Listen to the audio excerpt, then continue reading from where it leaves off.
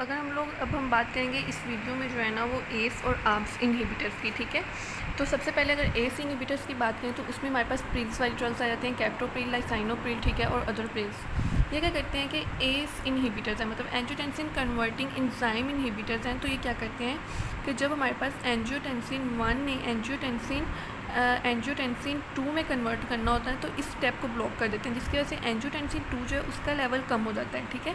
Angiotensin 2 का level कम हुआ तो एंजियोटेंसिन के रिसेप्टर्स जो है ना वो हमारे पास प्रेजेंट होते हैं आर्ट्रियोल्स में, ठीक है, और वेन्यूल्स में। आर्ट्रियोल्स में प्रेजेंट होते हैं और वेन्यूल्स में, और दोनों की वहाँ पे हमारे पास क्या आते हैं, वेजो कंस्ट्रिक्शन जब नहीं होगी तो हमारे पास वहाँ पे क्या हो जाएगी, वेजो डायलेशन होगी। यही बात हमने यहाँ पे लिखी हुई है बुक में कि इन्होंने क्या करना है, इन्होंने वेजो डायलेशन करवानी है, ठीक है, और दूसरा अल्डोस्टेरोन को कम करवाना है, ठीक है। कैसे, हमने बता दिया कि एंजियोटेंसिन 2 के रिसेप्टर्स एट्रियोल्स और वेन्यूल्स पे प्रेजेंट होते हैं जहाँ पे वेजो कंस्ट्रिक्शन करवा रहे होते हैं, और वेजो कंस्ट्रिक्शन नहीं होगी तो वेजो डायलेशन हो जाएगी, ठीक है। दूसरा ये कि एंजियोटेंसिन 2 के रिसेप्टर्स जो है ना वो हमारे पास एड्रीनल ग्लोमेरुलोसा कॉर्टेक्स में भी प्रेजेंट होते हैं जहाँ पे जो है वो अल्डोस्टेरोन को सिक्रीट करवा रहे होते हैं। अल्डोस्टेरोन रिलीज नहीं होगा तो अल्डोस्टेरोन की कंसंट्रेशन भी कम हो जाएगी।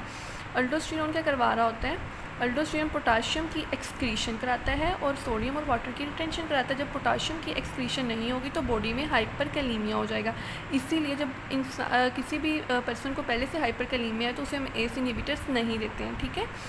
सो ये हो गया आपका एस इनहिबिटर्स कैसे वर्क करते हैं। दूसरा ये होता है कि प्रिवेंट करते हैं ब्रेडिकाइनिन की डिग्रेडेशन को। जो इंजाइम एंजियोटेंसिन 1 को एंजियोटेंसिन 2 में कन्वर्ट करता है वही इंजाइम जो है वो ब्रेडिकाइनिन की डिग्रेडेशन भी करवा रहा होता है। ब्रेडिकाइनिन की डिग्रेडेशन नहीं होगी तो ब्रेडिकाइनिन का लंग्स में लेवल इंक्रीज़ कर जाता है। ब्रेडिकाइनिन हमें पता है कि वेजोडाइलेटर है और ये कफ प्रोड्यूस कर देगा, तो ड्राई कफ इसका बहुत इंपॉर्टेंट एस इनहिबिटर्स का साइड इफेक्ट है, लेकिन ये आर्ब्स और रेनिन इनहिबिटर्स का साइड इफेक्ट नहीं है।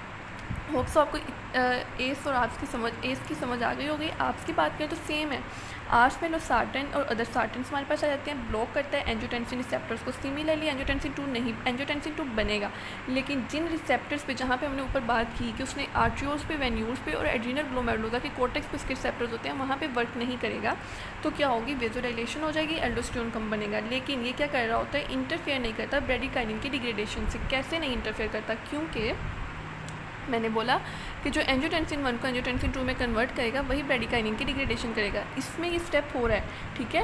एंजियोटेंसिन 2 बन रहा है लेकिन एंजियोटेंसिन के रिसेप्टर्स ब्लॉक हो रहे हैं, जिसकी वजह से हमारे पास ब्रेडिकाइनिन की डिग्रेडेशन होगी और ड्राई कफ, इसीलिए इसका साइड इफेक्ट नहीं होता।